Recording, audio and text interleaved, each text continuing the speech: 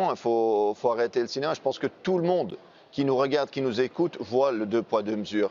Vous savez, quand la Russie a envahi l'Ukraine, on a envoyé des armes à l'Ukraine, des armes, toujours plus d'armes. Aujourd'hui, on n'envoie même pas l'aide humanitaire aux Palestiniens.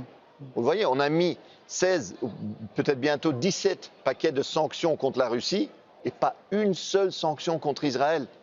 Tandis que ce qui se passe là-bas, il y a d'enfants qui sont massacrés, des travailleurs humanitaires qui sont exécutés.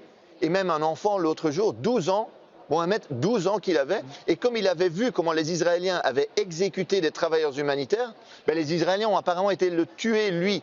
Donc c'est incroyable. Et l'Union européenne, qu'est-ce qu'elle fait? Elle continue non seulement ses partenariats avec Israël, elle donne de l'argent public à Israël, notre argent en fait finance de cette façon-là le génocide, mais en plus les armes passent toujours de l'Europe à Israël. Donc on est activement complice. Pourquoi est-ce qu'on n'arrête pas l'exportation des armes? Les Allemands ont beaucoup augmenté leurs exportations d'armes en direction d'Israël. Mais au niveau européen, il y a aussi beaucoup d'armes qui passent par le territoire européen, qui peuvent être des armes américaines qui passent par le territoire européen pour ensuite arriver en Israël. Donc ça, il faut l'arrêter. Deuxièmement, vous avez raison. Aujourd'hui, quand vous parlez de l'accord d'association, il faut expliquer ce que c'est.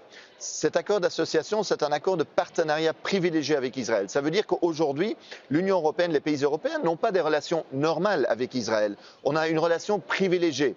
On offre des privilèges aux biens israéliens sur nos marchés. On offre accès à Israël à nos fonds publics. Donc on subventionne, si vous voulez, Israël avec notre argent. Ça, c'est quand même inacceptable. Et alors que Macron parle de honte, c'est bien qu'il se réveille, mais il faut agir. Il faut agir parce que sinon tout ça c'est hypocrisie et les gens se rendent très bien compte de l'hypocrisie.